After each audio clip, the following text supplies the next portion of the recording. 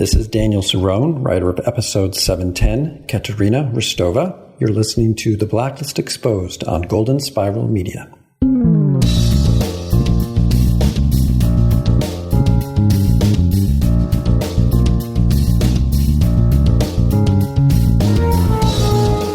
Will we ever find out a real answer? Never mind, that was a rhetorical question. Welcome back to the award-winning The Blacklist Exposed podcast. I'm Agent Troy Heinrichs. And I'm Agent Aaron Peterson, and I've got two guns, one for each of your theories. That old two appointments thing reminded me of Tombstone a little bit too much. Thanks for joining us once again as we discuss number 3 on the Blacklist, Katarina Rostova. It was written by Daniel Cerrone and directed by Daniel Willis. Lots of Daniels going on. Show notes and other intel for this episode of The Blacklist Exposed can be found at theblacklistexposed.com. How you doing out there, Internet? You blowing up? You mad? You fuming? You excited? What happened? I don't know. We'll have to get into it because we'll cover off on our profiling question first, and then we'll get into the case profile of whether or not you like the fact that Katarina was still alive at the end. There may be differing opinions here. Oh, I'm sorry. I got ahead of it. Sorry. Whatever happened to the tease, man? The tease. I'll let you know later. No spoilers.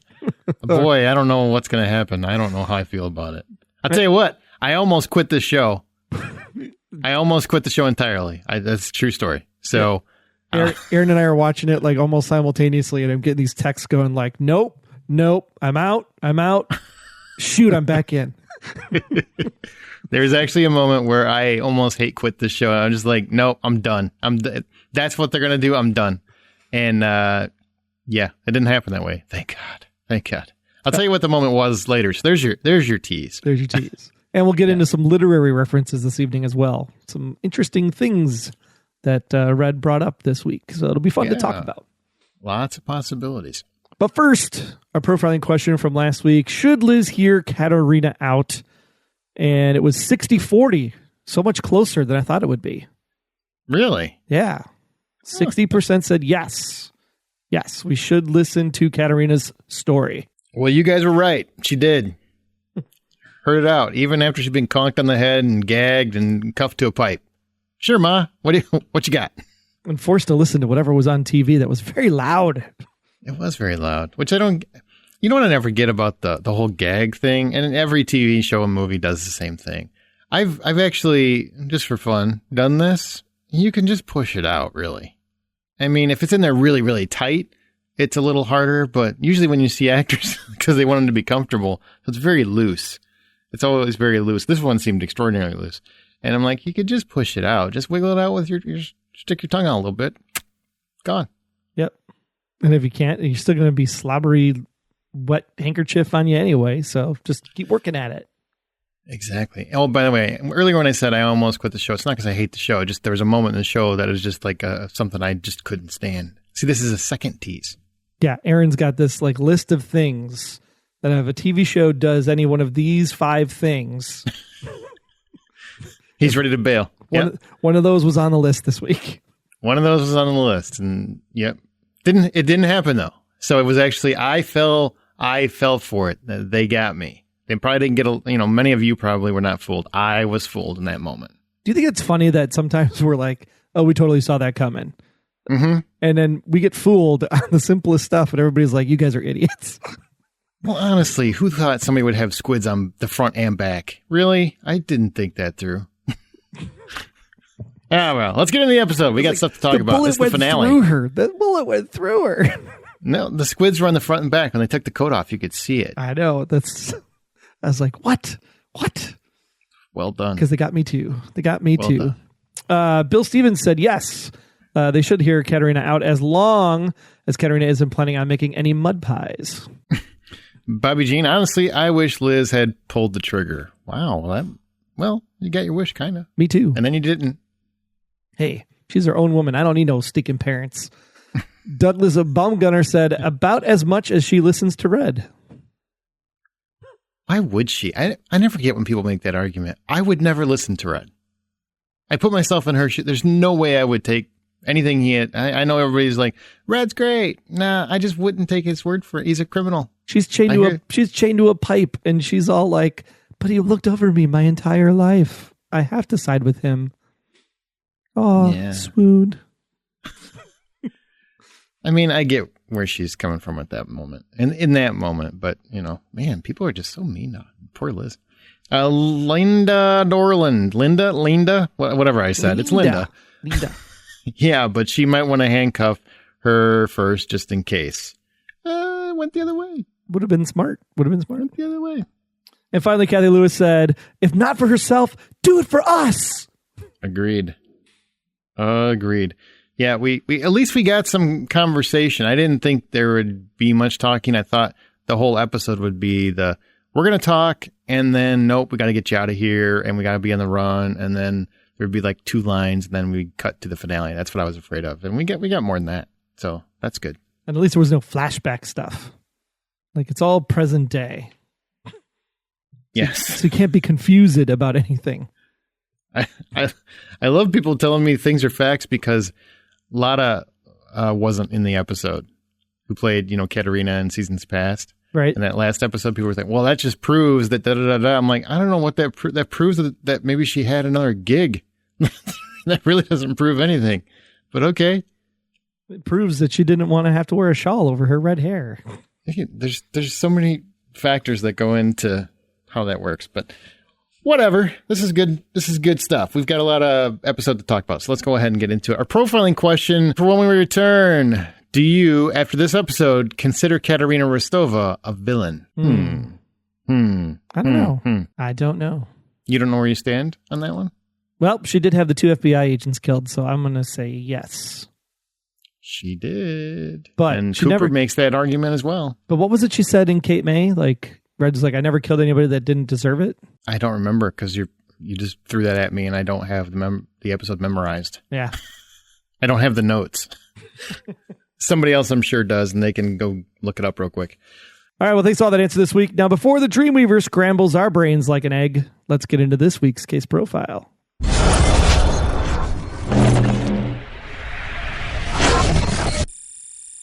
All right, case profile. It's number 3, Katarina Rostova. So Trace. This is Trace, right up there at the top. This is above Kaplan, which makes sense because I'm thinking maybe Red and Liz would be the only people that would top her, right? Your opinion? Cooper gets on the list, maybe. Yeah, about Kuwait. What about a Rom? A Rom's number 1 the whole time. I don't think so. Because Dembe was already on the list at number 10, right? It's an episode where they prosecute him over taking the wedding spot. They just leave the tags out there. It's so easy. Yeah. All right. I just want to preface before we get into this, okay? I have 2 complaints.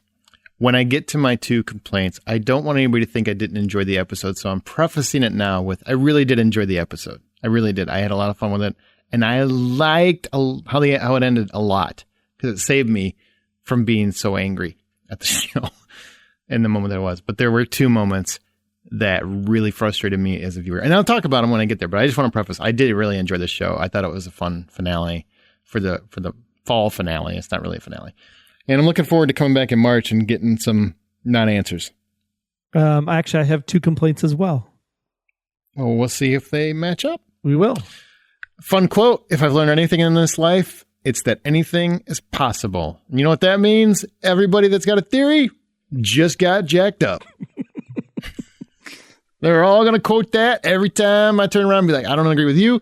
You know, anything is possible. Okay. I don't agree with you. You know, anything is possible. They said it right on the show. Okay, I don't agree with you. You know, anything is possible. Okay. So I realize, and I am conceding that is a quote on the show. Got it. So as we go into the holiday season, let's just remember to be friends with everybody because anything is possible. All right. Krilov is out and helping the FBI, but not in the manner that I expected or any of us expected. I'm pretty certain when we heard that he was going to be in this episode, we all kind of thought he would be drawing some memories out of Liz or Katarina or Ilya, correct? Correct. That didn't happen, correct? Correct. Okay. Is this your one thing of your 2? No, this actually wasn't because I'm not as excited about that stuff as you are. You get more stoked by that than I do. But you were excited that Krilov was back and you felt maybe that this might have been a little bit of a waste of his talents? That part I will agree with, but it wasn't one that bothered me. Okay. It really didn't because I feel like, it served the story and it moved the story somewhat forward, and Ressler got a little bit of sweet revenge. And I dug that because Ressler doesn't really get his hands dirty, and he got his hands dirty at the end. In front of Park. So what does that have to say about it? That part was weird because Park's still a do-gooder. Now she's less of a do-gooder. I mean, she allowed that to happen. That surprised me. I guess she's coming on board, right? She's already opening up. Yeah, I mean, it was her collar, I guess, in a way, because she's the one that found out his name, so that led him there. So maybe that's why she stayed behind, because she wanted to bring in her man kind of thing. I don't know. Maybe. Feels like she was complicit, though, but whatever. Well, he doesn't help in the manner we thought. Viktor Skovich is where we need to go, and to get there, we need to get to Tanji. And Krilov helps us get to Birdie and the coincidences that lead us to the room across the hall. The coincidences I'll come back to. Aram leads them to Birdie Chernoff because they stole Frank Bloom's name tag. That's coincidence number one. That's complaint number one. The biggest TV coincidence I can think of this year, I think, is his alias is Gregory Flynn. We got that from Park because Park knew his name because she was, taking notes in the hallway while Red was pondering moments in the car. Again, coincidence. What? Do you remember that episode where I was like, I hate Park. I don't want her on the show? Yeah. I love Park. She actually asks questions and does her job. I do like Park. I've always liked Park, since she was introduced. But those were my two complaints. I don't like manufactured coincidences. These felt very manufactured to me. And we talked about that in the episode where Aram was actually at that wedding, that unless his new girlfriend with the handicapped husband is somehow working for Red, there's literally no justification in my mind for how he's at that wedding, takes Frank's name tag, and then gets that information. That just is so random, it made my head spin. Yeah, I think the fact that the wedding situation happened in that episode, I think that was more unbelievable. At least in this case, they didn't leave the hanging chat out there, and they did resolve the storyline to make it worthwhile. So I don't have as much problem with. Disagree. It's like we need to get from point A to point B. So we're going to set this up so we can get there and to make that connection. And it just, from the beginning, it felt so wildly random. You and I talked about it on that episode very much. And I felt very passionate about it then. I feel very passionate about it now. Doesn't mean I didn't like the episode, didn't like that connection. How we got the intel is completely random and completely not cool. But using the fact that he had the information to solve the case this week, they're still connected. They're the same thing. It's the same line. But it's just like a timeline. Take yourself out of the wedding episode. Pretend the wedding episode never happened. You can't. He doesn't have the intel if he doesn't have the wedding. Therefore, it's judge this episode solely on this episode.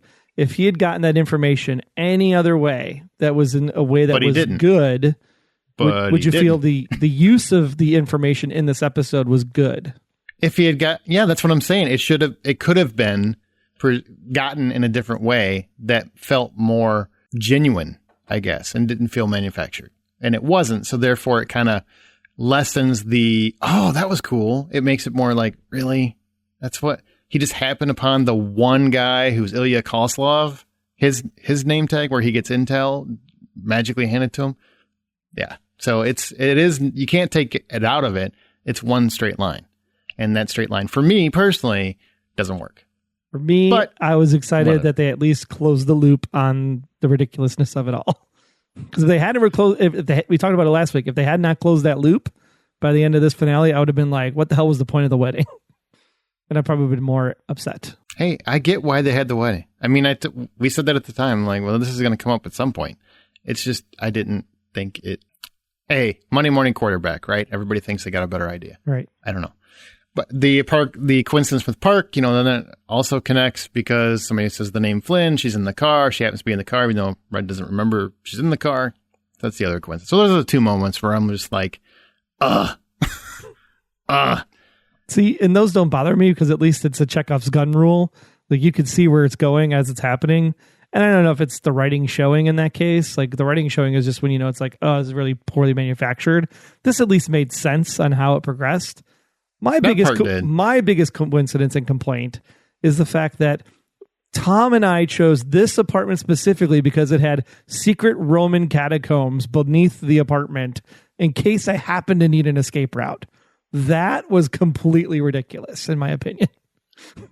That makes more sense than Ram being at that wedding, because at least she's an FBI agent. He's a former spy, or he is a spy. So he's prepared, and, he could sell her because she's an FBI. I could at least see that working. But they specifically brought it up only because they just happened to need an escape route for Katarina this week. All right, well, it's convenience central. It's a convenience finale. How about that? Yeah, it's like 24 all over the...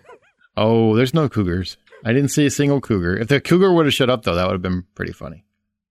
But it overcame that because it was still an enjoyable episode. She escapes from the two guys trying to gun her down and gets eaten by a cougar. I'm sorry. It feels like we're picking on that. We really did enjoy it, but there was some of that stuff there. It's fun. I agree. The catacombs thing was a little what, but I could sell that in my head. The wedding thing, I couldn't sell it at the time, and I definitely couldn't sell it now. So, all right, let's move on because I feel like we're droning on about things that people just don't care about. So Katarina is helped out by Liz. She escapes. She also fakes her death by 2 Russians. Which you assume at the time are Townsend people trying to track her down. And then you go, oh, crap. No. I didn't go, oh, crap.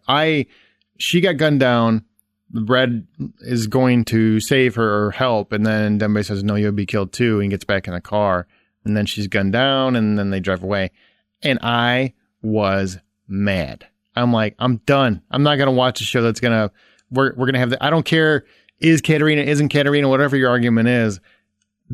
If that was the resolution to that particular character, I would have been done because I felt like that wasn't fair to the audience. And then she wasn't dead, and all was good. I even texted Troy. I'm like, I'm done. Find the replacement. I don't know what to tell you, man. I just can't do it with that. And he's like, okay. And then 5 minutes later, I'm like, all right, I'm in. I'm good.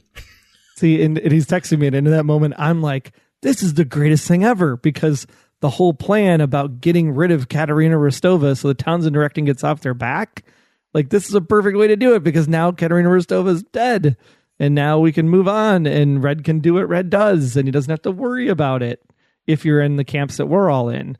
And I'm like, this is great. And then she's like, oh, she's not dead. And the 2 guys were actually her henchmen hired to help her do the whole fakeroo. And I'm like, son of a bitch. And that's my second complaint, because I can't believe I fell for it, John. I can't believe I fell for it.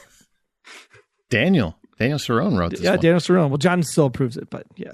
I gotcha. I loved that twist because it saved me from being at least angry for a week.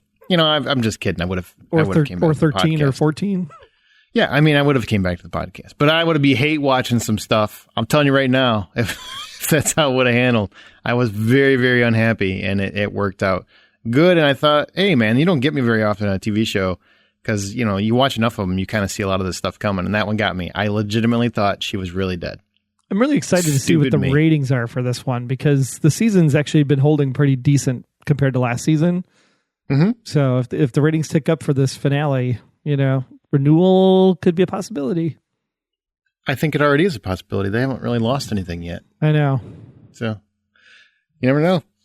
I have a feeling whenever they're going to wrap it up, we will get an announcement. The show's 7 years in. They're not going to just cancel it and not give anybody time to wrap the storyline up. I don't believe that for a second. I could see them canceling it and then 13 episodes on Netflix to finish it up. Nah, I don't think they would. When a show gets this far in the run, I think either way, we will get an ending, so I'm not worried about that. Yep. All right, what else happens before we get into the details? We talked about Dem. Yeah, Liz cries over to mommy died. Oh, yeah, at the end, Liz is told that she died. Conveniently gets the phone call in that moment. In fact, there's a lot of conveniences, but it is, I mean, how are you going to get it all in one episode? You know what I mean? Yeah, at least I would have thought at least she would have cried, gotten Agnes, gotten home, and then gotten the phone call in the apartment when she was settled. That's just too many setups. Why not just do it all at once and wrap it up? I get, you got to be practical too. I mean, I get what you're saying, but you got to be practical. They only got like 42 minutes to knock this out. And by the way, I want to say I love Megan's performance at the end. Yeah, she was good. great. That was a great performance. Basically, Red doesn't seem bothered. In fact, he quotes Beowulf. We'll come back to that, alluding to killing a monster. Then Liz finds out that she's still alive. She faked her own death. Again, I mean, she does that. That's her thing. And then, is it possible that Red is the villain in all this? This is just my sincere question I want to throw out there because of how the show ended. Is it possible Red is the villain in all this? Well, that we are led to believe he's a savior, a good man, hiding behind bad deeds. We know he's, the concierge of crime and all that, but that maybe ultimately he's not a good guy in all of this. Do you think it's possible? It's literally the tagline on the season 7 poster. He told you not to trust him. So what do you think, though? Absolutely. Do you legitimately think that's a possibility? I legitimately think that Red's a bad guy. A villain? I don't know if he's a villain because he still watched over Liz her entire life. And the emotion he felt when he thought she had died in season 3 was real. So villain is a stretch. Bad guy, yes. Villain, no. Okay. Just an honest question. I feel pretty much the same as you do. He's had emotional reactions. There's more to it than that. I just think it would be a cool twist if we get to the end and ultimately it's been self-serving. But the faking her own death, something she might have done before. A little parallelism there. She did do before. Yep. Kate May. Mm-hmm. She did do before. So that's what I said. She knows what she's doing. She fakes her death a lot. That's one of those things that Aaron would be like, they're being very specific to tell you in this moment by showing you that she faked her death again. I'm just saying she's pretty good at it. She's pretty good at it. And there's a lot of mommy-daughter talk in this one. And honestly, I got nothing to argue any other way but that. So go ahead and let's get into characters. Absolutely. We get music first. And as Liz escapes with Katarina in the most convenient story element ever, we hear War, that's W-O-R, by Django Django. What is it? Oh, it's the wrong song. It was a different song. War, W-O-R, by Django Django. After Katarina is gunned down, Liz talks to Cooper and Red reunites with Ilya, his friend. We hear Take It All by Helena Deland. Then, finally, as we close up the episode, with Liz right by Dom's side, and then receiving the news about Katarina from Red, we hear Piano Joint, This Kind of Love, by returning Blacklist artist Michael Kiwanuka. You can hear all these great songs on the playlists, both Spotify and Apple Music, right on over at theblacklistexposed.com. Links are there on the right-hand side, or scroll all the way down on your mobile device. All right, let's get into the characters. Ressler gets back at Krilov. You scrambled my brain, and I'm here to make sure you never scramble anyone else's, you son bitch. That's really the only reason you seem to be here this week. Super, to get back. Super dark for Ressler. My wife was like, what? That's not a Ressler character motive. Like, what's going on? I don't understand. I was surprised by that. Well, he got back at him, so he's done. Ressler got back at him, and yeah, it was a little surprising that Park was there, and she's complicit now. It feels like it was only 2 episodes ago she was against that. I guess the question is, did he get back at him, though? Because, I mean, Scovich wasn't exactly the greatest guy. He couldn't get all the memories out of him, and he kept complaining about how he wanted to leave all the time, and, we assume that he got it out of him, but Scovich wasn't exactly as great of a memory extractor as Krilov was. Well, I think he was trying to mess his brain up. He was trying to screw his brain up. But it could be that, or he's trying to get information from him. Maybe he was getting information about Liz. From Krilov? We just don't... Yeah, maybe because he was part of the memories, remember? Could just shoot him in the head, too. That would really mess with his mind. No, I'm saying Ressler could be, theoretically, which, we don't have the following episode after this yet. Theoretically, he could be trying, and we think he's trying to just break his mind, and he's going to do that. But first, he might get some actual memories of Liz's, like what happened to Liz. Possible. Wouldn't that be cool if Ressler got some of that information and got to play with it a little bit instead of Liz? It'd be better than getting it at a wedding. Yeah, it would. All right, moving on. Park and Aram, they play Connect the Dots, putting the spotlight on Katarina's location. That's really about what they do. And also, we learn that the wedding finally pays off. Outside of that, I don't think they really did a whole lot this week. Agreed? Agree. Okay. Ilya is alive and well, and he does say, quote, unquote, I didn't tell her. Did you hear me? She doesn't know. Doesn't know what? Speak up, man. I can't hear you. And Red's just like, nah, just relax. Cameras are here. They're watching. Don't say anything. Plus, Hetty drives like a bat out of hell, so hold on tight. Let's see. So we got some new thugs this week. Chuck, Eddie, and Morgan, which I got to say, I really dug that where they're coming to pretend to be Ressler and Aram. I thought that was actually pretty fun. They don't look anything like either one of them. Well, we've seen Chuck and Hetty before in the show, so those two characters are nice to see them back in the fold. Oh, that's right. Yep, you're right. I forgot about that. Correct. Eddie and Morgan, I think, are new. Yeah, so that's cool. Cooper, we got a little bit of Cooper. Apologizes to Liz, admits he knows Liz is lying, knows she'd only do what she did if it was personal. Flat out says to her, the woman we're looking for is your mother.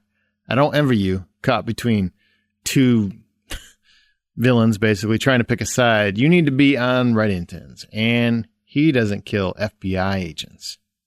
It's a true statement. Like, hey, true statement. We got this thing that we got to do, and we've agreed to it, and we got to stick to the plan and all this other fun stuff. And, oh, by the way, he don't kill our people. You worried this is going to be another Liz is against Reddington again scenario? I don't think it'll be a Liz is against Reddington. I think it'll be more of the Liz will play Reddington for information and then use the information she gleans from Reddington and gleans from her mother when we may see her again because she has to go into hiding for a little while. Could be a week, could be a month. Could be all the way till 22. You never know. I don't think they'll drag it out that long. Okay, maybe 20. But she specifically said could be a week, could be a month. I think it'll be sooner than later. Yeah.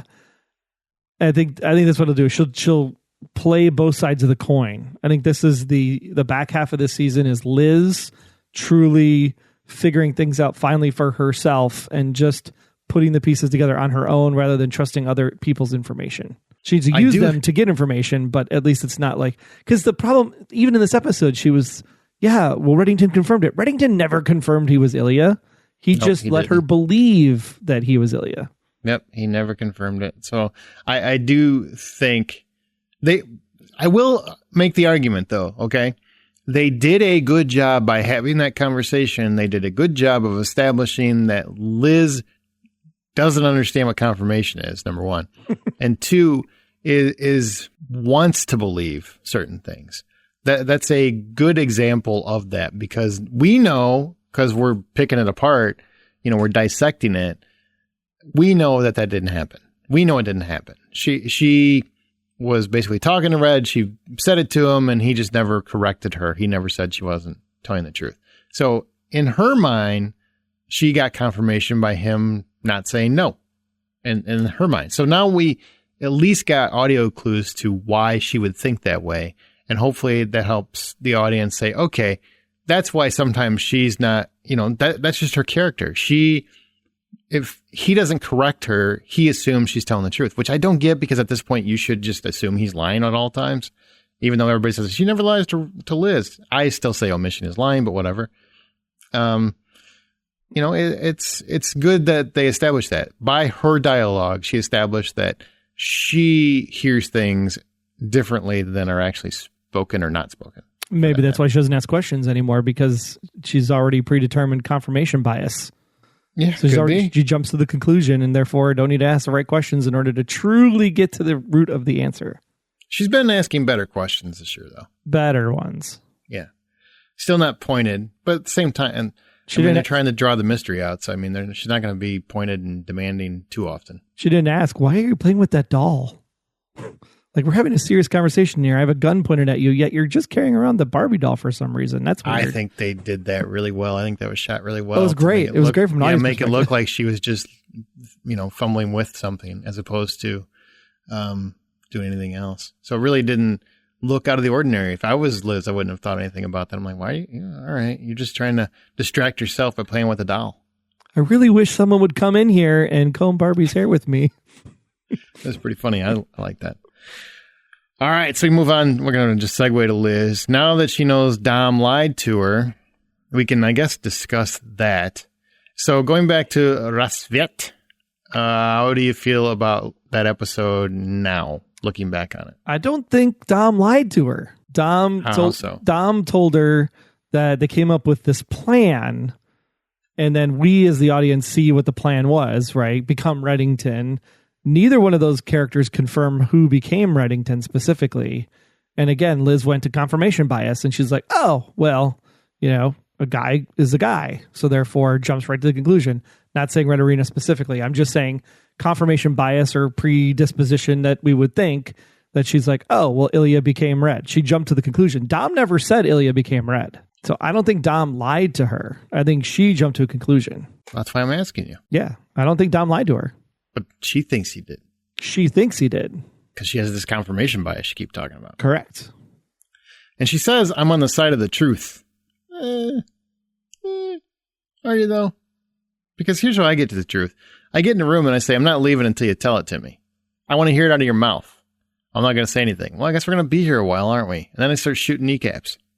And if you think about it, toes. She's having that conversation with Katarina about, well, the Townsend Directive is coming after you because it's my fault, because I wanted to find you. And the whole time when Red's saying, like, just leave well enough alone. This isn't about you. You shouldn't be digging into this stuff. She's not on the side of truth. She's on the side of herself. She's a selfish person trying to get answers that she thinks she deserves and thinks she needs. God. Not this again. But she you is. sound like Red. Because she's doing that, she's putting other people in harm's way. Which she owned. But she owned in the episode. She owned in the episode. But in the same token, I'll never buy that. I'm sorry. Red came into her life. All this shit happened. Simple as that. Yeah, was there some hell before? Sure. But when Red got there, it got worse, and it's just never stopped. And she deserves answers, and she's never going to get them. And yes, I think she deserves them, and I'm 100% on Liz's side. I don't care what the reasons are. This woman has gone through hell. She continues to go through hell. She constantly has her child in danger because of people. Somebody needs to tell her something. And the only person that really knows what's going on is the guy that's supposed to be your father figure. Look, if anybody deserves answers, it's the fan base after 7. I think we officially deserve them more than Liz, don't you? I think so. I mean, what are we at podcast number 148 here? Yeah, I think some confirmation would be great. But we say it all the time. We get it. We just don't accept it. Right? Right. Probably. How many times did you hear mother, Masha, Masha in this episode? A lot. But there's still going to be people debating it. There's still people debating if he's really Raymond Reddington, the real Raymond Reddington, even though it's been confirmed, definitely not him, by the showrunners. And everybody else. There's a lot of us not accepting things, or a lot of the fan base not accepting things. And, I heard a lot of scuttlebutt going into this episode that there's confirmation about da-da-da-da-da. I've heard that from Boca Camp, the way I understand it, that this episode would confirm some things. If I take that, then I say, okay, that's her mom. Got it. Yeah, it confirms that Ressler isn't the wholesome Boy Scout anymore. It confirms that Aram still speed talks. It confirms that Park is here to stay. Yeah, there's lots of stuff that's confirmed. I think it's a lot of what we don't want to just accept in many respects, but to each their own. But the show did that to itself, right? That's the construct of the show. Yep. 100. Well, some of that. The show did some of that to itself. The writing is done. The writing is done in a lexical ambiguity style for a reason. Nope. Not always. It's very, very often it's been pointed and direct, and you've interpreted it as ambiguity, and it's just written straightforward. We've had many, many, many debates about things that ended up just being pretty straightforward. A lot of times it's fans. A lot of times it's us reading way too much into the words that are being said. Not always. Sometimes they deserve to be read into, but not read into. But a lot of times they don't. Sometimes it's just dialogue, man. They're just trying to get from point A to point B. Right? Cool. Yeah. Okay. All right. So she confronts a comatose Dom. I met my mother. I know you didn't want me to, but I did. She told me you lied to me about who Reddington really is. Which he did lie to her because he did imply this story. No, and he said this was the story. This is the plan. Go back and listen to his words. There are still stuff that he said that obviously could not be true. So there are some things that he said that I think is a lie. But, well, I got 12 weeks to watch Rosfiat, so. There you go. Watch it again and again and again. Or 14 weeks or something of that nature. She told me you lied to me about who Reddington really is. I don't understand why you did that or why you tried to have her killed to protect me. You tried to kill your own child. What kind of person would do something like that? I can't figure it out, but maybe she can. Maybe she can find out everything you're trying to hide from me. What do you think about that? He's doing this stuff to protect her for a reason. There's something special about her, something special about him that they don't want people to find out. So there's still something more there that we don't know the full story of on. Because why would you kill your own daughter to protect your granddaughter? That seems secretly weird. From Krypton? Maybe. Well, I mean, we're going to get to that, but she does give some reason for that. Katarina does. I mean, clearly she heals from bullet wounds that go right through her body. She's got superpowers. What does that have to... Oh, I see what you're saying. We'll get to the Katarina, and hopefully you can stop making jokes and actually pay attention to what I'm talking about. All right, so... Why would I start Red. now? 148 episodes later. Red has this little diatribe where he says, I've always lived my life in the moment. What does one do when the moment is filled with anxiety and dread? It's very prolific. Yeah, but he's been in this state before where he just, I can't find my friend. I can't find Elizabeth. I don't know what's going on. She's one step ahead of me. I mean, this is very similar to the line he said when he was with the artist. And he's like, death is all around me, creeping in from all corners. Where he just feels like, what's the purpose of going on? It almost feels like we talked about, like, does Red have suicidal tendencies at times? And we felt that way back in season 5 when he was broke. Mm-hmm. Maybe he's feeling that right now. He's got the pressure. Okay, and Red also dropped some Oscar Wilde. So why don't you tell us about the Oscar Wilde stuff from the episode? Oscar Wilde, the quote that he specifically says here, which will also be in Red's rhetoric, was after Katarina was gunned down. He's looking at her laying on the ground and says, yes, death. Death must be so beautiful to lie in the soft brown earth with the grasses waving above one's head and listen to the silence, to have no yesterday and no tomorrow, to forget time, to forget life, to be at peace.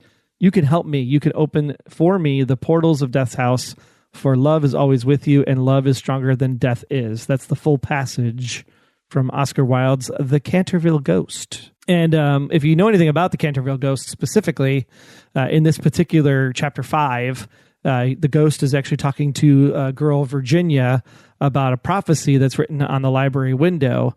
And he's asking Virginia if she knows what the prophecy means.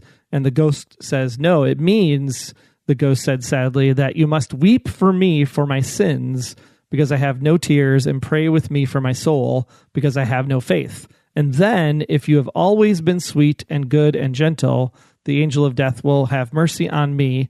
You will see fearful shapes in the darkness, and wicked voices will whisper in your ear, but they will not harm you, for against the purity of a little child, the powers of hell cannot prevail. I always love when you read stuff like that and you emphasize the words you care about. Child. It's basically saying that the child is going to be able to save the ghost from the angel of death. And really, when you hear some of these words, you hear purity things like... means purity. Innocence will save. Yes. Yes, the innocence of the child. And you hear... But in this passage, you're hearing things like ghost, sin eater, death approaches from every corner. Liz might be the only one that can see Red home. So I think there's a lot of parallelism in the fact that they chose this specific passage that Red's quoting here as he's contemplating whether or not he can escape death, or if he's just like, I'm just done dealing with this and I just want to die myself. Felt like he was longing for a little death himself. Like, wow, that must be so peaceful to go out that way. Right. But at the same time, the thing that's preventing him from dying is Liz, the child. The innocence. Maybe it's the thing that'll save him. You never know. Is there anything else with Oscar Wilde, or is that it? Oscar Wilde, that was it for Oscar Wilde. Okay. And Beowulf is mentioned at the end. You know, they talk about how Grendel's mother. Yeah. Grendel's mother is a little crazy. So here's a little Beowulf history for you. Beowulf is referenced. Beowulf is a young warrior from Geatland. He hears of Hrothgar's troubles. His hall was attacked by Grendel, this troll that was bothered by the incessant joy coming from down the hall. And with the king's permission, Beowulf leaves his homeland to assist Hrothgar, and Beowulf kills Grendel. Now, the next night, because there's basically 3 battles in that poem, right? There's 3 battles. There's the Grendel, Mom, and the dragon. The next night, after celebrating Grendel's defeat, Hrothgar and his men sleep in Heorot. Grendel's mother, angry that her son has been killed, she sets out to get revenge. And at first, Grendel's mother seems to prevail, And then Beowulf's sword proves incapable of hurting the woman. So she throws Beowulf to the ground, sits astride him, tries to kill him with a short sword, but Beowulf is saved by his armor. He spots another sword hanging on the wall and apparently made for giants, so cuts her head off with that. So he does kill Grendel's mother with that. That was the second battle. The third battle was with a dragon 50 years later after a slave steals the cup of the dragon. And he's outmatched this time. And Beowulf's men flee. They leave him like cowards, except for Wiglaf, who remains by his side, fights the dragon to the death, but Beowulf is killed in the process, essentially. Afterward, Beowulf is ritually burned on a great pyre in Geatland, while his people wail and mourn him, fearing that without him, the Geats are defenseless against attacks from surrounding tribes. There's a lot of parallels you can pull from that. You could say that in this respect, Red was saying that Katarina is that monster. Possibly, right? Possibly could be saying that. And also could be saying that maybe alluding to he is Beowulf. And he is keeping the evil at bay. And once he's gone, the evil will attack. I like that interpretation. I had a completely different take on it. Okay. Because there's some texts, so scholars over the years, depending on how there's a specific word in the text and how it's interpreted or translated, could mean different things. And so Beowulf and Grendel's mother, specifically Grendel's mother, some believe that she's actually evil and a descendant from Cain specifically. Right? Cain was the first human to commit murder in the Jewish, Islamic, Christian religions. So one interpretation is that Grendel's mother is pure evil and that she'll do anything as a monster, as Aaron was saying. Others actually interpret her as a hero because she's taking up the charge to exact revenge for the loss of her son.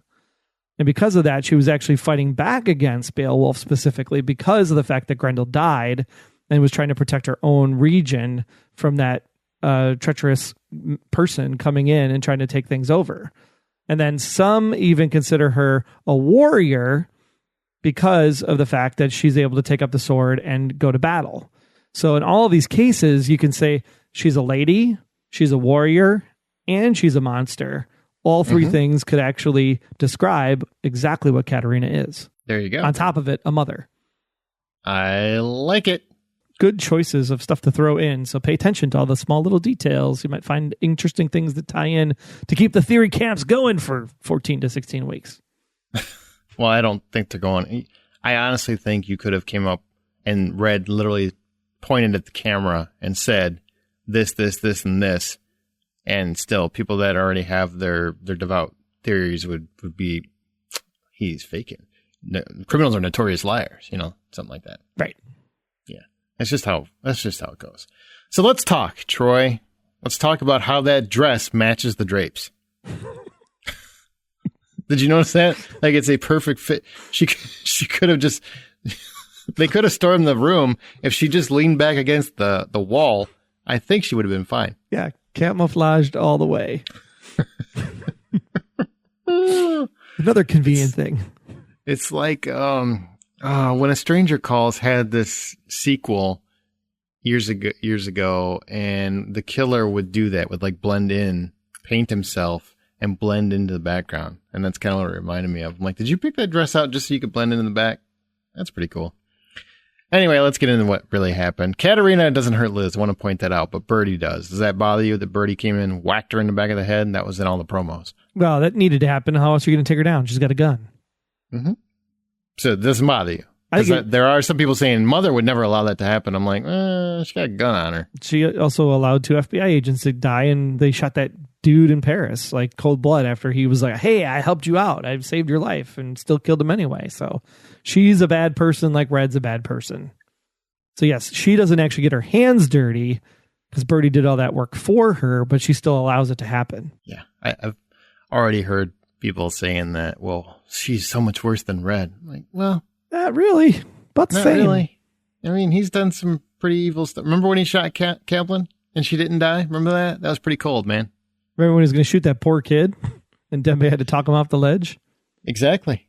So not necessarily the hero you're looking for, I don't think. But whatever. All right, so we've got some dialogue to play with. Oh, there's some, I would never hurt her, meaning Agnes. She says that. Katarina does. And then I hear about chocolate chip pancakes, and I got excited. I just heard pancakes again, and I was like, what is it with the damn pancakes in this show? Delicious flavor. Delicious. I love pancakes. All right. So we've got some dialogue to run through, kind of like we did last week, because there was so much of it. I just had to write it down, and we're just going to comb through it, okay? Sure. All right. Am I waiting again till you complete each paragraph? I'll tell you when to weigh in. All right. Otherwise, you'll try making dad jokes and cut me off left and right. Okay, I'll take a nap. After all these years, I didn't think there was any way you'd give me the benefit of the doubt. I lost you once. I'm terrified of losing you again. Do you believe those words? I believe those are words. I believe that is exactly what someone would say if you were playing the role of Katarina Rostova. So, yeah, I believe that the things coming out of her mouth are true statements. Whether or not she is Katarina Rostova still, I don't know. Oh, my God. I'm not playing that game this week. Did you have anything this week that would indicate that she's not Katarina Rostova? Let me ask you that. The only things that would make me believe that she wasn't Katarina Rostova was at the end when the phone call happens and she's like, I'll see you later, Masha. When she calls her Masha, that's the one thing that makes me go, okay, maybe I can buy it. She's called her Masha throughout this first half of the season. Yeah, but there's a difference between like, I'm calling you Masha, like Red could come in and be like, hey, you're Joe. It's because I know that I know to call you Joe, right? I know that you're Masha. It was on the news. But the way she said Masha at the end of the episode during that phone call was more heartstring, tuggy Masha feeling. She said, I love you, Masha. Right. That's what she said. Yes. Yeah. Like, it felt more genuine in that moment than just a you are Masha Rostova kind of way. Yep. I would agree with that. I know who Reddington is. He told me. He's the real Krilov. And we're all like, no, he's not. And she said, he told you that. Like, yeah, he told you that. Oh, well, that's funny. Dom and Reddington confirmed it. He saved your life. She's like, you don't understand. No, you don't understand. He may not be my father, but this Reddington has watched over me my entire life. You say you want to get to know each other, to be a family. Well, he's part of that family. If you can't be on his side, I can't be on yours. And she's like, oh, I'm not going to tell you anything. I'm going to show you. At first, she shows. At first, that was like, I laughed out loud. Which part? Well, because it was almost like the same thing, right? It was like, there's nothing you can say. It's like, well, I'm not going to say anything. I was like, that's awesome. It's just like, no, I'll do one better. I'm going to show you. And I was like, oh, this is going to get good. Guess who this is? That's Ilya Krilov. Guess who's lying to you? Reddington. Again. Well, he didn't technically lie, I guess, because he never confirmed it. But again, omission is lying. Says you. In my world. Why should I trust you? Well, you have no reason to, but you know it's the truth. How could you not know who he is? Ilya was your friend. Oh, this is something that people have been talking about. And it's addressed directly in the show. So it's canon. Not a theory. It's canon. And the question was asked, how could you not know who he is? Ilya was your friend. He was my best friend. Only he conspired with your grandfather to kill me. Blown up in a car bomb. Dom told you Reddington was Krilov. He lied to you. To hide the truth that he tried to assassinate his own daughter. What do you make of that? Yeah, I think that's, again, a person that's playing Katarina can definitely say those lines. So your mind's made up, right? You're saying this isn't Katarina? No, I'm saying, or Katarina could say those lines. Both would work still. There's nothing in there that definitively says one way or the other. I mean, how many people have to call her Katarina before you're going to start buying that she's Katarina? You've already said you buy that she's Katarina. Now you're backtracking again. Well, I'm saying that the text can go both ways. It's very tiring. It's extremely tiring. I just want an answer. You're the wishy-washy one. I mean, really, because I have to say, I mean, he was my best friend. Okay. Only he conspired with your grandfather to kill me, blown up in a car bomb. Dom told you Reddington was Krilov. He lied to you to hide the truth, that he tried to assassinate his own daughter, which is she's the person that was assassinated. Not that she was some hired gun or anything else, which I got to point out. This is one thing, I'll talk about right at the end, because it just bothers me that no one is talking about this. Well, actually, this is probably a good point. it doesn't do any good to have a fake. Everybody that would have been there to kill Katarina would have known what she looked like. They would have had to have known exactly what she looked like. And yes, we didn't zoom in on anybody because we don't know. Was the actress available? Do they just wanted to use Layla because same body type? Whatever. It doesn't matter why. The people that were there to kill Katarina would have known what she looks like because she's a target. You don't get a target without a picture, without knowing exactly who you're going to kill. And they were all close enough to see her. All of them. In the dark. The killers were right there. They freaking showed them. They're literally like 10 to 15 feet from her. With her face buried in the ground. Oh my God. Protected by the lady that came out of the thing. Go rewatch it. There's plenty of eyesight. Plenty of eye value there where they could check out to make sure that was the target. But you have to remember, Katarina Rostova was a ghost, a myth. Could have been a multitude of number of different agents over the years. No, that's over the years. That's over the years. At that time, she was not. At that time, she was not a myth, not a legend. At that time, she was known. We don't know how much time there was that had passed. Technically, you don't, but it was around the same time because Dom was the same age when we saw her in Rosviet. I look the same 5 years ago as I do now. Oh God, I just can't with you. It's like you just. I only accept things in the show that fit wherever my mind's at. That's just not a way to do theories. All right. Anyway. So we move on, but that is something. I'm sorry. People should pay attention to that. It should be talked about more. All right. So why would he do that? Because if the people hunting me saw me die, the person he really cared about would be safe. You're his child. You're his child. Who could he care about more than you? It's Masha. Why? Because I'm a mortal threat. She freaking gives an answer. I'm just pointing that out. She doesn't give an answer. I'm a mortal threat. A mother whose very existence puts her daughter's life at risk. My grandfather tried to protect me by killing you. Yes, but in the process, he killed the man I loved. I disappeared after that. To heal, I started over. I was content. Some people brought up the husband because, well, we didn't know about the husband. We've never even heard about this guy. Why would we need to before now? We didn't know about Ilya until the episode Ilya showed up in. We wouldn't need to know, and there might be more to that down the road. Obviously, she's still alive, so there's more to come with that. Agree. Anything on all that? No, I mean, all of it is again, either it's 100% true or it's 100% her playing the character of Katarina Rostova that would have all the same information, just like you have the character of Raymond Reddington playing Raymond Reddington, who has all this information that they physically should not be able to have because it's so much to remember after all these years. Yeah, there's so much to remember. Just like... Liz's mother. She knows what happened to Liz. She knows her alias. She knows that Liz shot her father. Agnes, where she is. Ilya, Dom, so many other connections. Those don't count in this whole theory of camp. But we're gonna everything that Red knows counts. That's not fair. No, that's not balanced. That's not fair. I'm saying play it like Spock.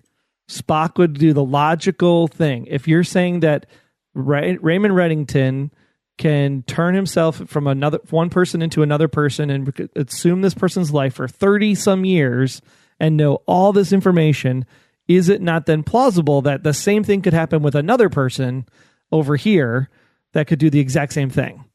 Plausibility means, yes, it is possible for that to happen. Now, is this person that we're seeing as Katarina Rostova truly Katarina Rostova, or the plausibility?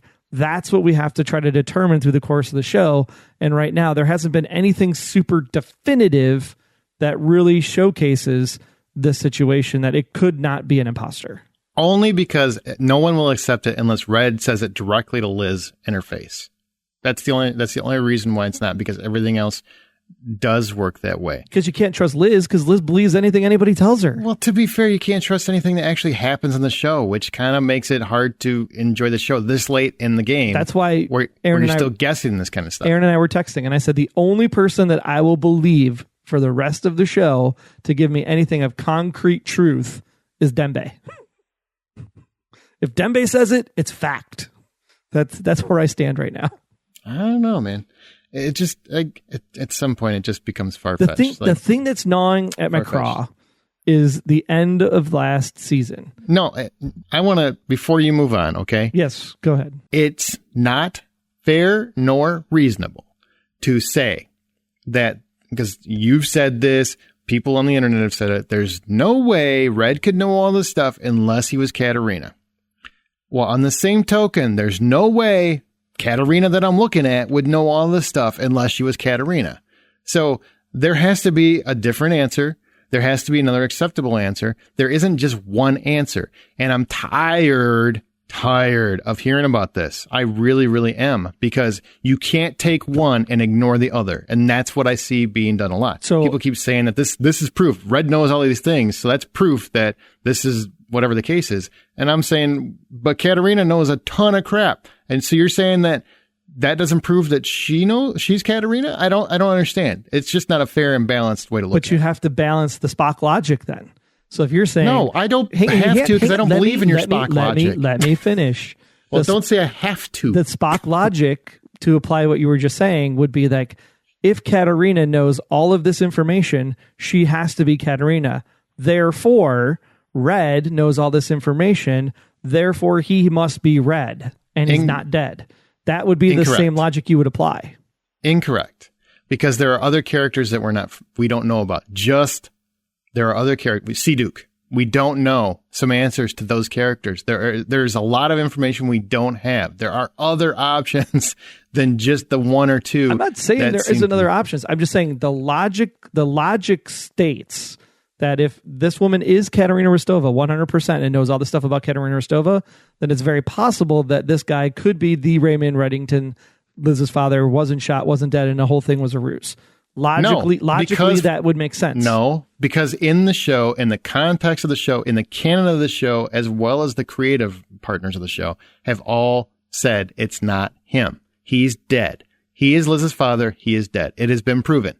So that is taken off the table. You just got to look for other options. And there are other options if you're willing to accept them. I'm willing to say, I'm just playing the logic card. There's no logic there. It's been concretely said, it's been stated outside of the show and in the show that Raymond Reddington, her father, is dead. So then if you're writing your proof statement in computer code or logic gates, then you're saying, if you're telling me that Raymond Reddington cannot be Raymond Reddington because that has been debunked, then Katarina could not be Katarina, or she could be. But it is an open possibility that Katarina could or could not be Katarina. I'm saying... Because this guy clearly, this guy clearly, in this show, yes. Logically, no. Logically, absolutely not. Logically, that's ridiculous. In the show, sure, it's possible because anything seems to be possible except Raymond Reddington couldn't be him. I'm saying that people just keep ignoring the fact that she knows a lot of things that she wouldn't know unless she was intimately involved long before there was a Raymond Reddington reconstructed, et cetera, et cetera. She would have to have much prior knowledge and also have extensive knowledge after the fact, even though she's been in hiding. So there's just all this stuff that people just completely ignore. Which I don't understand. I get it. You lean toward whatever you lean to, but you can't accept one if you're not willing to accept the other, or at least entertain the possibility. And that's all I'm saying. That's all. Is that you have to entertain the possibility that this woman may not be Katarina Rostova, because you've had to entertain the possibility that this man is not Raymond Reddington, although he knows a crap ton of stuff that he probably shouldn't know. Those two things aren't connected. Do I entertain the possibility? Sure, I'm not ruling anything out because the season's not over and you never know, but I'm at this point assuming she is. I've seen too many things to say, okay, it makes sense. And she's definitely convinced me, that she definitely could be Liz, and she knows a lot of stuff that she wouldn't know otherwise. They better have a hell of a great explanation as to how she would know that.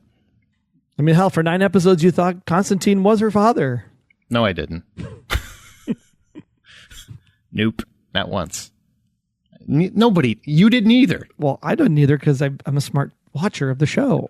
Yeah, so am I. And I'm telling you that there's a distinct possibility that she is very much her mother. Is it possible that she's not? Of course, because it's the Blacklist. It's just frustrating. I want to move on from this debate. Really do. Well, really do. There are other characters. The idea that there are no other options, that there's only 2 options, is ridiculous to me. There are so many other options. We just don't know them yet because the story hasn't unfolded yet. Because there's still 30 years of content that we haven't even been shown. Thank you. 1994 to whenever the show started. What was that, 2013? Tons of characters, tons of backstory. There's a lot of stuff we don't know. Yeah, we didn't even know about Belgrade until this year. And that seems to be very important. We didn't know about Rostova until last year, which is very important, which may or may not even be true. Which may or may not have even happened because the plan apparently failed. It's a good time for a break. All right. Lots for you to ponder over the next, hiatus. Until they found me, again, the Townsend Directive. Oh, you're still talking about that stuff? I thought we were done. Yeah, we got to finish it out. Liz admits she did this. They were looking for her because she's her mother. It's her fault. What is the Townsend Directive? It's a bounty to kill me. Can you call it off? I'm betting my life on it. I'm still looking for the answers I need. Which, now that you've seen the episode, you're like, I'm betting my life on it. I was like, holy crap, they set up the ending right there, and you didn't see it. Mm-hmm. Crap. I hate you guys. I hate you. I'm glad that she wasn't. I would have been so mad. I'm betting my life that the Townsend Directive will be called off because they're going to gun me down. Yep. Faking her death. And at the very end, does he think I'm dead? I bought us time to find the answers we're looking for. This is our secret. No one can know I'm alive. When the time is right, might be a week or a month, but I'll find you. We will end this. I love you, Masha. And Liz says, be safe. Oh. Ouch. What you're saying, less the Mohicans. Maybe she doesn't believe it yet. Maybe she's on Team Troy. I will find you. I will find. And then there's like a 7-minute score. Music montage with a waterfall in the background. Oh, that would be beautiful. So we had a lot of arguing, but did we get anywhere? No, we got to 10 episodes into the season, 12 to go, and a little bit of a break till March. And I think that what we'll have to do over these next couple months is just really sit back and do another rewatch. Just see what we've missed. Figure things out. Have discussions. Jump in the Facebook group and keep the conversation alive. Listen to us on other shows. I'm on The Hollywood Outsider. I also do Beyond Westworld. That might come back before Blacklist does. I don't know. So be sure to subscribe to that one as well. There are 20 glorious episodes of Westworld that you can watch between now and the return of the Blacklist, and probably 25 glorious podcast episodes that if you're missing Troy and Aaron, I'd tell you, you thought this was fun in the last 10 minutes? Go listen to that stuff. Beyond Westworld. Podcast.com. I love Beyond Westworld Podcast.com. There you go. I love Westworld. That's such a cool show. And it's just as frustrating. You know who I love even more than Westworld? Our patrons at Patreon. Well, we should take a second to say thank you to all of those that are supporting the show by going to Patreon. That's Patreon, patreon.com/theblacklistgsm. Special big thanks to our honorary blacklisters, Doug and Patricia. Your official Blacklister gifts will be shipped after the holiday. Also, special shout out to our task force members, Lacey, Marilyn, and Marilyn, Judy, and Sharon. All these people receive cool gifts from us, and you can get a cool gift as well if you donate at the $20 level or higher. Plus, if just 10 people pull the trigger at the $20 level, we will reach our goal of doing the podcast live for you to watch us bicker and fight like we just did in Dolby Vision. It's a little better than HDR, but I'm less pretty. Yeah. And I can attest to that. Dolby Vision is better than HDR. Officially. I have a TV. I have a new TV that proves it. Reddington looked amazing. TV, and you're very proud of this. Reddington looked amazing. Just saying. All the ladies, you want to see Red? Come on over. Because he looked all smoky and hazy and a little drug-induced over there in the corner. He sure did. Hey, Park, you're still here? What? That scene was weird. How did they go from the plane to the car, and where the hell did Park come from? That's what I wanted to know. She was there the whole time. Apparently. And $20 is too steep. $5 level gets you early access to all the special episodes and interviews before anyone else, like the interview we had Aaron conduct with Mr. John Bogenkamp himself for the movie Taken Lives. That's now posted up there for you to view and listen to. And then if we do any interviews during the hiatus, you'll be the first ones to get those interviews as well before the general population. So go to Patreon, patreon.com/theblacklistgsm. Click the $sign in your podcast app, the link in the show notes, or just fill the fedora, get some awesome rewards for yourself, and stay tuned. Much more show coming up right after this. What if you could live your life without limits, where every desire you ever imagined could be fulfilled? Experience Westworld, a show where every human's dark side will be revealed. After watching each episode, listen to Beyond Westworld, a podcast featuring humans and hosts from around the park, diving deep into HBO's illustrative narrative. Every hero has a code, and so do you. Download your itinerary and the show at beyondwestworldpodcast.com or your podcast app of choice. Hey, this is Amir. I play Aram on The Blacklist, and you are listening to The Blacklist Exposed. Welcome to Red's Rhetoric, that part of the show where we feature 2 of Red's scenes from the show, and then you get to vote which is your favorite over on the website. Just look for the Katarina Rostova post over at theblacklistexposed.com.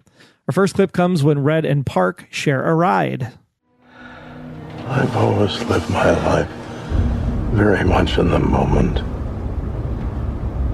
But what does one do when the moment is filled with anxiety and dread? I assume that was a rhetorical question. Agent Park, how long have you been here? The whole time?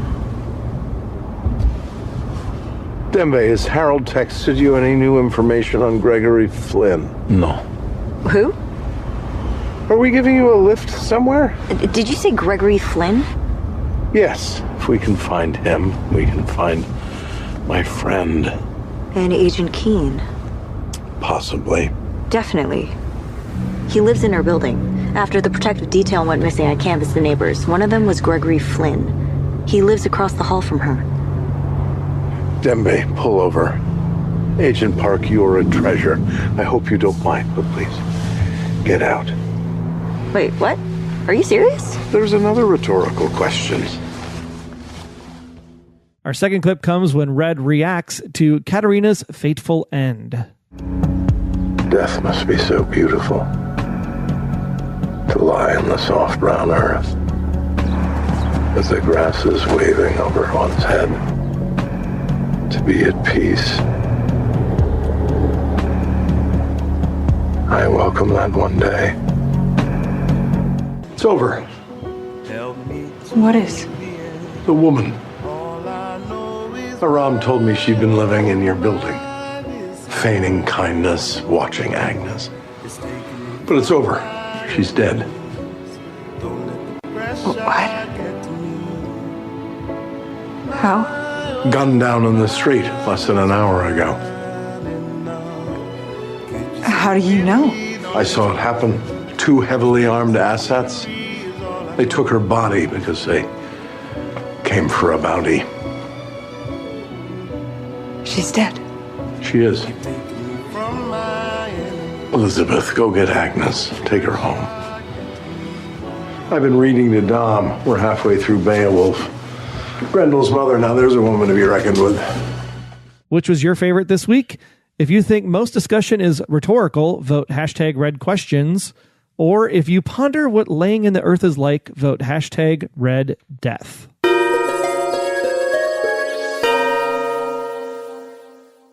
Does seem like when she died, he wasn't too crushed about it. But he did want to save her too. He's torn. Mm-hmm. Interesting. For a woman he loved. Or seemed to love. Maybe he didn't love. I don't know. I don't know anything anymore. I doubt what I think anymore. Maybe he just felt pity for putting her in this position in the first place. All right, now it's time for Special Agent Intel. We got a message from Judy Miller, and that is, your last podcast was interesting, though I think Troy spent too much time defending the Red Arena theory. What? I'm stunned. Like it better when you guys are neutral. There are others who also think Katarina is an imposter. However, it makes no sense that Dom and Ilya would have needed anyone to pretend to be Katarina, since it was critical that the Townsend people think she was dead. This would have been a huge risk for them to have taken for no discernible purpose. To me, this is a fatal flaw in the Red Arena and Fake Arena theories, one of several. I agree with you. That would be hard to explain to me in writing, because those people would know what she looked like. They would want confirmation it was her. Unless they didn't know what she looked like. They would, so they just put a target on a lady? Just some random lady. We assume that's her because somebody told us so? That's not how hits work. They could have. Remember, Dom was. Keep working to fit your theory, man. Keep going. Dom was the one that dropped the info of where Katarina was going to be. Therefore, I Dom understand could have that. even leaked a photo of what Katarina looked like. Could have been a housekeeper going to a car. You expect him to just shoot a housekeeper and assume that's Katarina? No, I'm saying Dom could have said, Katarina is here. This is what she looks like. Target acquired. Go, go, go. If that's the case, it would have been so much easier to put anybody. You wouldn't need to have Ilya's close friend. You could have just had anybody send a picture of some random stranger who lives in an apartment and say that was Katarina. So that kills that point of view too. That there's no way that works with any credibility. But in order to buy it, they have to like make her do a thing. In order to do the thing, someone that's going to do a thing would be a person that would do a favor for someone. Man, you are reaching so far. You are reaching. You're like Elliot looking for ET in the sky. Just reaching. Hey, that's exactly how I was after that movie. Don't do it. Yeah. Don't let me go back there. It doesn't work. It doesn't work. Don't extract those memories from me, Aaron. Stop. She's right about that. I'm not saying there's not something there, but that would be really hard to make that work. It really would, based on what we saw. I appreciate you, Judy. I do. Mm-hmm. Just not me, Judy. Doesn't appreciate me. Nope. I can tell you that. Nope. All right. Well, I think that does it, man. I got nothing left to argue about unless there's something else in this episode you want to bring up. No, I think we just say it's been a fun 10 episodes so far this season. Ratings are holding steady and climbing. Season 8 looks like it's a pretty good possibility, but we don't know anything definitive yet. They've kind of gone up, actually, as the season's gone on. Actually, Kuwait, so believe it or not, Kuwait's ratings were higher than the premier's ratings, if you can believe that. A lot of people like you were disappointed then, huh? Apparently. This is the magic. This is where everything's going to happen. Oh, that didn't happen. No. So sad. Yes, we'll have to see what the ratings are for tonight's episode, and then we'll see what that leaves us for coming back for the 12. I believe we're coming back sometime. We're going to call it the Equinox. I think there'll be another Equinox that happens before we're back on the air. I hope you don't come back when I'm at South by Southwest, because then I won't be here for that. South by Southwest would go through the 21st, I would assume. Something like that. March. Yeah. Somewhere around there. Yeah. 13th through that. We'll see where we're at. Well, I hope we don't come back the 27th because I'm on spring break. Well, I don't think we have any say in it at all. I sure don't. Yeah. We'll be here either way, though, because we have awesome fans, and we want to make sure we're here for you. I won't be if I'm at South by. I'm just letting you know. When I'm at the South by Southwest Film Festival, man, I ain't got time to even talk to you. You'll be here in spirit because they know that you're at South by because you go every year. I do go every year. It's the best film festival in the world. Speaking of spirit, it is time for us to leave and wish you all a very happy holidays with holiday spirit and holiday cheer. And just thank you so much for being awesome fans and listening to the show all these years. All right, well, that's going to conclude this episode. 6 seasons are on Netflix. Now's the time. Recommend The Blacklist to your friend, your enemy, your frenemy, your neighbor. And when you do that, please also recommend that they listen and subscribe to the Blacklist Exposed podcast. All the case profiles can be found at theblacklistexposed.com and everywhere great podcasts can be heard. More great Aaron and Troy hijinks. Follow us on your favorite social media outlet. I'm at Troy Heinrichs. He's at Aaron Smirks. Together we are at The Blacklist GSM. And you can also check out at Buy Popcorn for thehollywoodoutsiders.com. Check out Aaron's podcast over there. And then, of course, find Aaron and I doing Beyond Westworld podcast.com at Westworld Fans on Twitter. You have a perfect opportunity to go watch Westworld. Do it. Do it now. Troy already plugged it. All right, big thanks for listening. Don't forget to answer a profiling question. Do you consider Katarina Rostova a villain? You still thinking about it? I'll ponder it for at least 14 to 16 weeks. You're still trying to debate, is it Katarina Rostova? Then I'll go to, is she a villain? And then you go to, is it Katarina Rostova? I'm going to go drink some eggnog. All right, take care, guys. See you, bye. Until next time, I'm Agent Troy Heinrichs. That's at Troy Heinrichs on Twitter. And if you want to learn more about me, just visit, about.me/Troy Heinrichs. And I'm Agent Aaron Peterson. You can hear me talking about movies and TV on the Hollywood Outsider podcast, as well as Remake This Movie Right. We are available at thehollywoodoutsiders.com or on Twitter at 5popcorn. Be sure to subscribe, download the app, submit your feedback, but most importantly, keep yourself off of the Blacklist.